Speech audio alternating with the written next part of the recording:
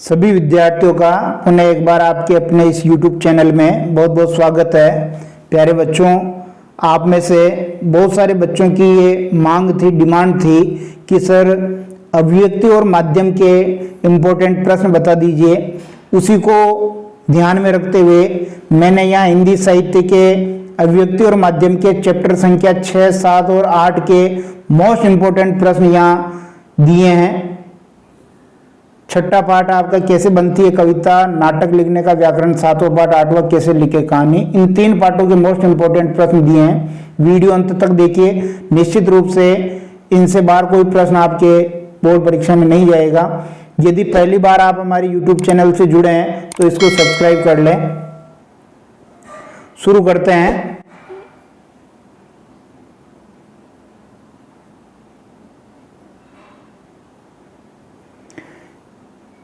यह है चैप्टर संख्या 6, कैसे बनती है कविता। पहला प्रश्न देखेंगे, इस अपरिचित दुनिया में गोते लगाने वाले आलोचक और कवियों को कविता कैसे लगती है।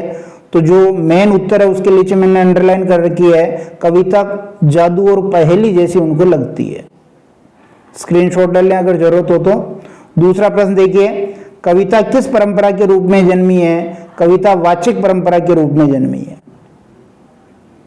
तीसरा देखिए, सारी जटिलता के बावजूद कविता किसके निकट होती है। कविता हमारी संवेदना के निकट होती है।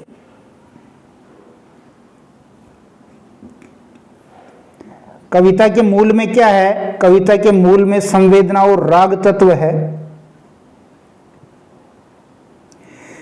एक अच्छी कविता की क्या विशेषता है। एक अच्छी कविता बार बार पढ़ी जाने के लिए आमंत्रित करती है, यानी एक अच्छी कविता को बार बार पढ़ा जाता है। एक बार पढ़ने से मन नहीं भरता है। छठा प्रश्न, कविता के अनजान दुनिया का सबसे पहला उपकरण क्या है। बहुत ही इंपॉर्टेंट है। पहला उपकरण है शब्द। कविता की पहली शर्त क्या है। पहली शर्त है शब्दों से मेलजोल। आठवां प्रश्न देखिए, कविता की दुनिया में प्रवेश कैसे किया जा सकता है। शब्दों से जुड़ करके कविता की दुनिया में प्रवेश किया जा सकता है। नौवां प्रश्न देखिए, बच्चों की रचनात्मकता आकार कैसे लेने लगती है, यानी बच्चों में रचनात्मकता कैसे बढ़ती है। तुकबंदी, जब बच्चा शब्दों के साथ खेलता है, तुकबंदी करता है तो उनमें क्रिएटिविटी बढ़ जाती है। शब्दों के खेल की क्या विशेषता है। तो शब्दों के खेल की विशेषता यह है कि शब्द हमें वहां ले जाते हैं जहां रिदम होती है, लय होती है और एक व्यवस्था होती है शब्दों की। 11वां प्रश्न देखिए, शब्दों के खेल से शुरू हुई कविता के रचने की कहानी कहां तक जाती है। ये शब्दों की व्यवस्था तक जाती है, यानी सबसे पहले बच्चा शब्दों के साथ खेलेगा, फिर तुकबंदी का प्रयास करेगा, फिर उन शब्दों को व्यवस्थित करेगा तो कविता की ओर वो अग्रसर होगा। 12वां प्रश्न देखिए, कविता को इंद्रियों से पकड़ने में सहायक कौन होते हैं। वेरी मोस्ट है ये बिंब और छंद, यानी आंतरिक लय, इनके द्वारा कविता को पकड़ा जा सकता है। 13वां प्रश्न देखिए, बाह्य संवेदनाएं मन के स्तर पर किस में बदल जाती है। बाह्य संवेदनाएं जो होती है वो बिंब में बदल जाती है। स्मृति चित्र शब्दों के सहारे क्या निर्मित करते हैं। ये भी कविता का बिंब निर्मित करते हैं। बिंब का मतलब ही होता है इमेज। 15वां प्रश्न देखें, कौन सा कवि प्रतिभाशाली कविता रचने में, कौन सा कवि प्रभावशाली कविता रचने में समर्थ हो पाता है।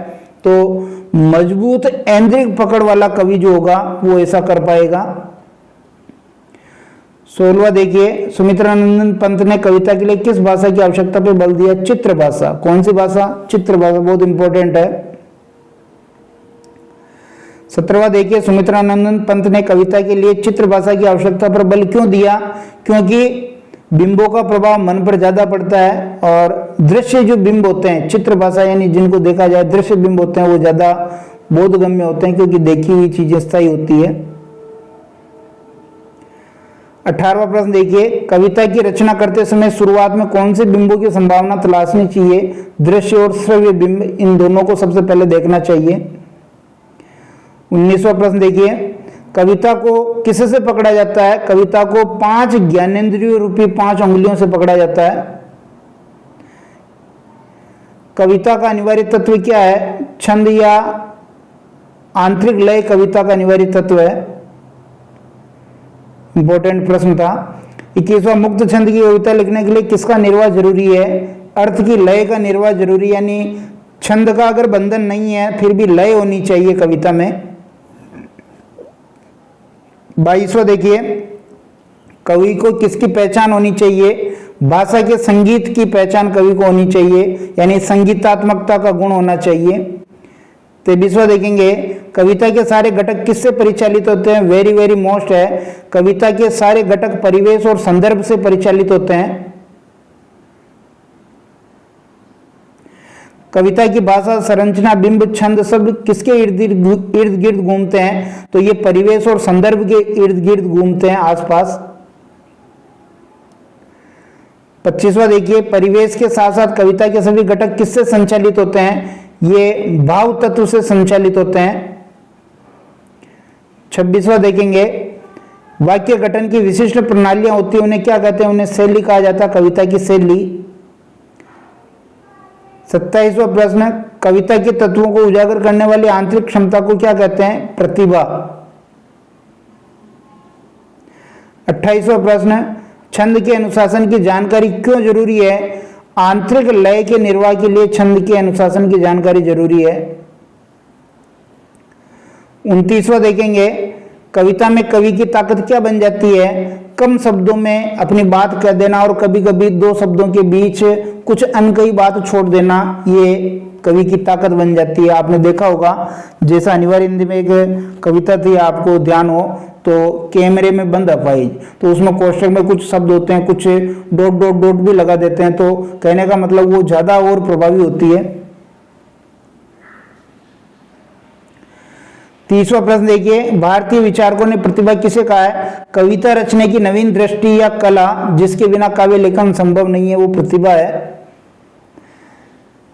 कविता की भाव संपदा क्या बनती है? कवि की वैयक्तिक सोच, दृष्टि और दुनिया देखने का नजरिया जो है, ये भाव संपदा बनती है। 32वां देखेंगे, कविता में किसी भी शब्द को हटाकर उसकी जगह पर्याय रख दे तो क्या होगा? कविता का अर्थ बदल जाएगा। कविता में किस उपकरण की मदद नहीं ली जा सकती? तो बाहरी उपकरण की मदद नहीं ली जा सकती है, बाहरी उपकरण यहाँ अलाउ नहीं है। और अंतिम 34वां प्रश्न है, कविता के घटक कौन कौन से हैं? शब्द यानी भाषा, बिंब, छंद, आंतरिक लय, परिवेश, संदर्भ, भाव तत्व, और एक प्रतिभा भी आया था, प्रतिभा होना जरूरी है। तो ये कुछ कविता के घटक हैं, ध्यान होने चाहिए। सारे प्रश्न इन्हीं के इर्द गिर्द चल रहे थे। अगला पार्ट आपका 7वां है, और 7वां पार्ट है नाटक लिखने का व्याकरण। नाटक लिखने का व्याकरण क्या है, इसके मोस्ट प्रश्न देख लेते हैं। 35वां प्रश्न देखिए, हमारी भारतीय परंपरा में नाटक को कौन सी संज्ञा दी गई है? तो हमारी भारतीय परंपरा में नाटक को दृश्य काव्य की संज्ञा दी गई है। बहुत इंपॉर्टेंट प्रश्न है। एक नाटक में संपूर्णता कब आती है? यानी नाटक का जब मंचन हो जाता है तो उसमें संपूर्णता आ जाती है, केवल लिखने मात्र से वो अधूरा रहता है। 37वां प्रश्न, नाटक अपने भीतर किन तत्वों को समेटे हुए है? तो नाटक पढ़ने, सुनने और देखने के तत्व समेटे हुए है। 38वां देखिए, नाटककार को नाटक लिखते समय किस मूल विशेषता को याद रखना चाहिए? समय का बंधन, वेरी वेरी मोस्ट है ये। 39वां देखिए, नाटक का कौन सा तत्व नाटक की रचना पर पूरा असर डालता है? समय का बंधन, वेरी वेरी मोस्ट है ये भी। 40वां प्रश्न देखिए, नाटक के मंच निर्देश हमेशा कौन से काल में लिखे जाते हैं? वर्तमान काल में। नाटक का जो कथानक है चाहे वो किसी भी काल का हो सकता है, लेकिन संवाद जो होंगे मंच पर जो निर्देशित किए जाएंगे वो हमेशा वर्तमान काल में होंगे। 41वां देखिए, किसी भी काल में नाटक की क्या विशेषता होती है? एक विशेष समय में एक विशेष स्थान पर वर्तमान काल में घटित होना, ये नाटक की विशेषता है। अगला प्रश्न बहुत इंपॉर्टेंट है, नाटक में कितने अंक होते हैं? 3 अंक होते हैं, वेरी वेरी मोस्ट है ये। 43 देखेंगे, भरत के नाट्यशास्त्र के अनुसार नाटक के प्रत्येक अंक की अवधि कम से कम कितनी होनी चाहिए? 48 मिनट। ये भी वेरी वेरी मोस्ट है। नाटक का दूसरा महत्वपूर्ण अंग कौन सा है? शब्द। Very most. 45वां देखिए, साहित्य की किन दो विधाओं के लिए शब्द का विशेष महत्व है? कविता और नाटक। कविता हमने पहले पढ़ लिया, नाटक ये क्योंकि इसमें संवाद इंपॉर्टेंट होते हैं। 46वां देखिए, हमारे नाट्यशास्त्र में नाटक का शरीर किसे कहा गया है? वाच्यक अर्थात बोले जाने वाले शब्द को नाटक का शरीर कहा गया है। 47वां देखिए, वर्णित या फिर नैरेटिव विधा किसे कहा जाता है? यानी किसी स्थिति, वातावरण या कथन का वर्णन करते हैं, अधिक से अधिक उसका चित्रण कर पाते हैं, उसे वर्णित या नैरेटिव विधा कहा जाता है। 48 देखेंगे, साहित्य की सभी विधाओं में नाटक को सबसे ज्यादा निकट कौन जान पड़ती है? नाटक के सबसे निकट कौन है? तो कविता ही नाटक के सबसे ज्यादा निकट है, क्योंकि कविता में भी शब्द का महत्व होता है, नाटक में भी शब्द का महत्व होता है। 49 देखिए, नाटक की कौन सी विशेषता कहानी या उपन्यास के 20-25 प्रश्नों की बराबरी कर सकती है? ये टैग इसके ऊपर लग गया है। तो एक मौन, अंधकार या ध्वनि प्रभाव कहानी या उपन्यास के 20-25 प्रश्नों की बराबरी कर सकता है। 50वां देखिए, एक नाटक के लिए क्या जरूरी होता है? एक नाटक के लिए उसका कथ्य जरूरी होता है। वेरी वेरी वेरी मोस्ट है ये। 51वां देखिए, अच्छे नाटक की क्या विशेषता है? तो अच्छा नाटक वही होता है जो लिखे अथवा बोले गए शब्दों से भी ज्यादा वह ध्वनित करे जो लिखा या बोला नहीं जा सकता। हर चीज को लिखना जरूरी नहीं है। 52वां देखिए, एक नाटककार में रचनाकार के साथ साथ और कौन सा गुण होना चाहिए? कुशल संपादक का भी उसको नॉलेज होना चाहिए, कुशल संपादक के गुण होने चाहिए, क्योंकि उसको प्ले करना होता है मंच पर। नाटक का सबसे जरूरी और सशक्त माध्यम क्या? संवाद। वेरी वेरी वेरी मोस्ट है ये। नाटक का सबसे सशक्त माध्यम संवाद है। किसके बिना नाटक का काम नहीं चल सकता? संवाद के बिना नाटक का काम नहीं चल सकता। ये भी वेरी वेरी मोस्ट है। नाटक के लिए अनिवार्य तत्व कौन से हैं? तनाव, उत्सुकता, रहस्य, रोमांच, ये नाटक के लिए अनिवार्य तत्व हैं। 56वां देखिए, प्रतिरोध का सबसे सशक्त माध्यम क्या है? रंगमंच प्रतिरोध का सबसे सशक्त माध्यम है। कौन से नाटक सबसे ज्यादा सफल होगा? जिस नाटक में सब्ट्रैक्ट की जितनी ज्यादा संभावना होगी वो नाटक सबसे ज्यादा सफल होगा। 58वां देखिए, नाटककार नाटक के कथानक के माध्यम से जो कुछ भी कहना चाहता है उसे वह कैसे कहता है? तो वो अपने पात्रों के चरित्र के माध्यम से वो सब कहता है, उनके संवाद के द्वारा वो अभिव्यक्त करता है। आपको पता है कि नाटक में पात्र होंगे और पात्र का चरित्र चित्रण होता है और वो संवादों के द्वारा ही होता है। 59 देखेंगे कि नाटक दर्शकों के मर्म को कब छुएंगे? संवाद जितने ज्यादा सहज और स्वाभाविक होंगे उतना ही ज्यादा नाटक दर्शकों को छुएगा, उनको जो है प्रभावित करेगा। संवाद छोटे होने चाहिए, सहज होने चाहिए, स्वाभाविक होने चाहिए, बनावटी नहीं होने चाहिए। 60वां देखिए, नाटक अपनी निजी एवं विशेष प्रकृति कहां से ग्रहण करता है? तो नाटक जब लिखित रूप से दृश्यता की ओर अग्रसर होता है तो वो विशेष प्रकृति अर्जित करता है। 61वां देखिए, संवादों की सहजता और स्वाभाविकता के साथ साथ नाटककार को किस बात का ध्यान रखना चाहिए? तो शिल्प और संरचना का ध्यान नाटककार को रखना चाहिए। 62वां देखेंगे, नाटक साहित्य की दूसरी विधाओं से किस प्रकार भिन्न है? तो नाटक को एक साथ पूरा होना होता है, उसको बीच में नहीं छोड़ सकते। दूसरी विधाओं को पढ़ते पढ़ते बीच में ब्रेक लगा सकते हैं, नाटक के बीच में ब्रेक नहीं लगा सकते, उसको तो एक ही साथ पूरा घटित होना होगा। 43 देखिए, कौन सी चीज एक सशक्त नाटक को एक कमजोर नाटक से अलग करती है? तो सब टेक्स्ट जो होता है वो अलग करती है। संवादों का अपने आप में वर्णित या चित्रित न होकर क्रियात्मक होना, दृश्यात्मक होना, लिखे और बोले जाने वाले शब्दों से भी ज्यादा उन सब संवादों के पीछे निहित अनलिखे अनकहे संवादों की ओर ले जाना, सब टेक्स्ट कहा जाता है इसको अंग्रेजी में। 64वां देखिए, कौन सा नाटक सशक्त साबित होगा? जिस नाटक में असंतुष्टि है, छटपटाहट है, प्रतिरोध है, अस्वीकार जैसे नकारात्मक तत्व हैं, वो ज्यादा सशक्त साबित होगा। 65वां देखिए, एक नाटककार के लिए क्या जरूरी है कि वो अपने नाटक में अधिक से अधिक संक्षिप्त और सांकेतिक भाषा का प्रयोग करे, ये जरूरी है। और अंतिम प्रश्न बहुत इंपॉर्टेंट है कि तत्व कौन कौन से नाटक के? समय का बंधन, शब्द, कथ्य कथानक, पात्र, संवाद, चरित्र चित्रण, देश काल और वातावरण या परिवेश, ये नाटक के तत्व हैं। ऊपर के सारे प्रश्न इन्हीं के इर्द गिर्द थे।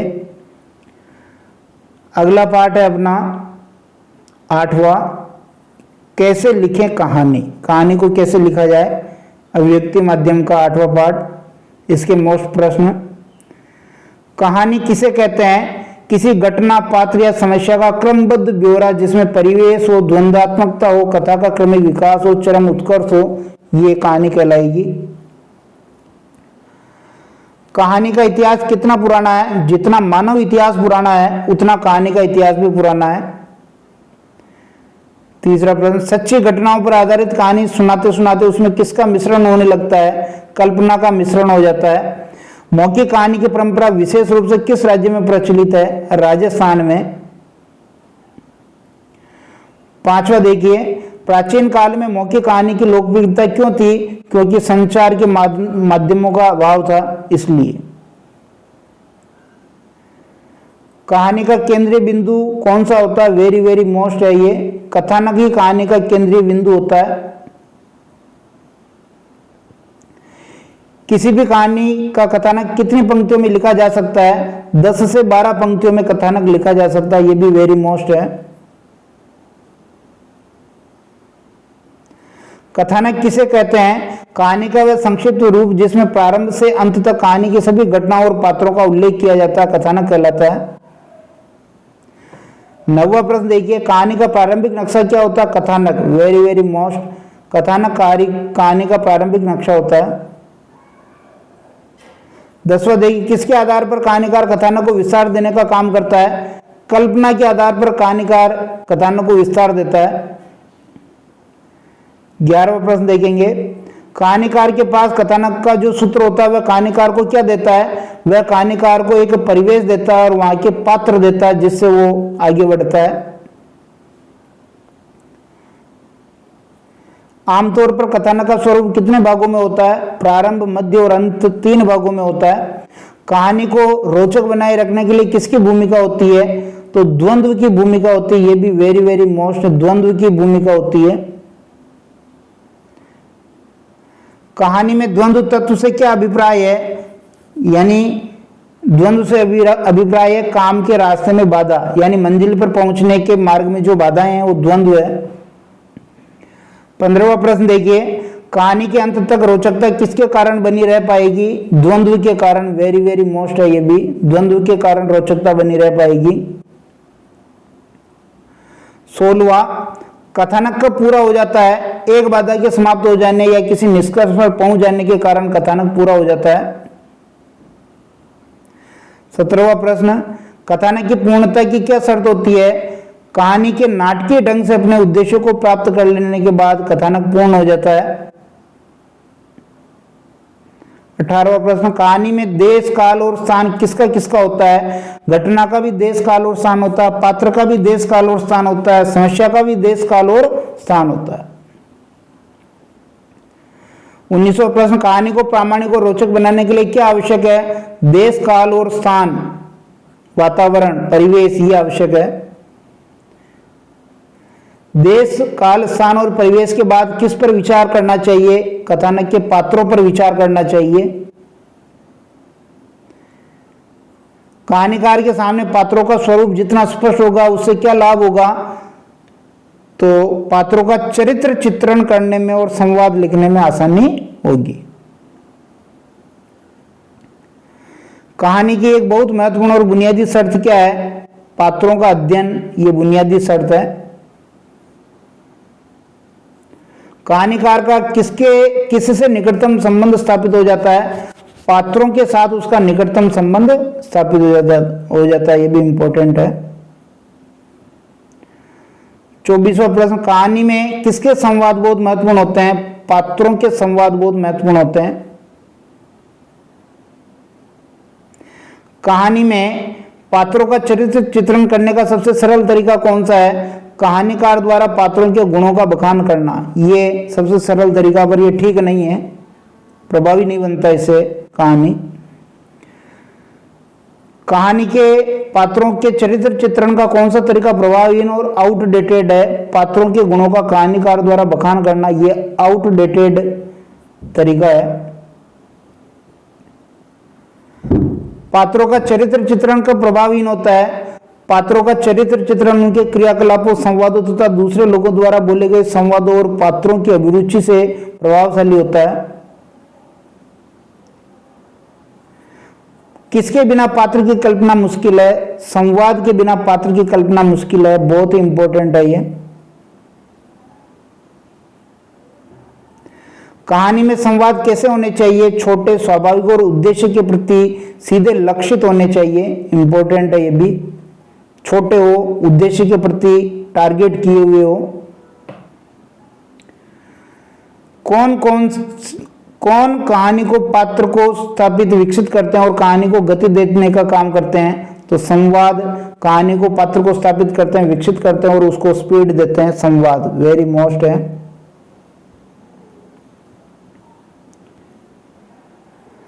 जो घटना या प्रतिक्रिया कहानीकार होती हुई नहीं दिखा सकता, उसे वह कैसे सामने लाता है? संवादों के माध्यम से सामने लाता है, इंपॉर्टेंट है ये भी। पात्रों के संवाद लिखते समय किसका ध्यान रखना चाहिए? पात्रों के संवाद लिखते समय उनके स्वभाव का और उनकी पृष्ठभूमि का ध्यान रखना चाहिए, वो उनके अनुकूल होनी चाहिए। कथानक के अनुसार कहानी किसकी ओर बढ़ती है? क्लाइमैक्स की ओर बढ़ती है, चरम उत्कर्ष की ओर बढ़ती है, वेरी वेरी मोस्ट है ये।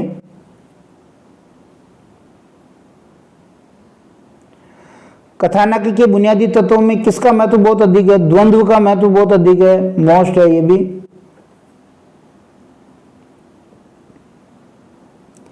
कहानी में कौन सा तत्व कथानक को आगे बढ़ाता है? द्वंद्व कथानक को आगे बढ़ाता है, वेरी वेरी मोस्ट है ये भी।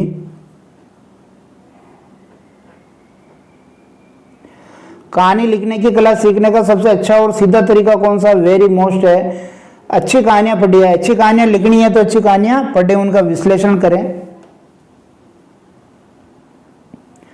कहानी में द्वंद्व किस कारण पैदा होता है? दो विरोधी तत्वों का टकराव जब होता है और जब बाधाएं आती है तो द्वंद्व पैदा होता है। अंतिम प्रश्न है कि इसके तत्व कौन कौन से? कहानी के कथानक, देश काल, वातावरण, स्थान, पात्र, पात्रों का चरित्र चित्रण, संवाद, द्वंद्व, चरम उत्कर्ष, क्लाइमैक्स, ये कहानी के तत्व हैं। निश्चित रूप से ये वीडियो आपको पसंद आया होगा। वीडियो पसंद आता तो लाइक शेयर जरूर करें, अपने साथियों मित्रों तक इसको पहुंचाएं और इससे पहले जो वीडियो इंपॉर्टेंट प्रश्न के अपलोड किए जा चुके हैं उनको जरूर देखें। बहुत बहुत धन्यवाद।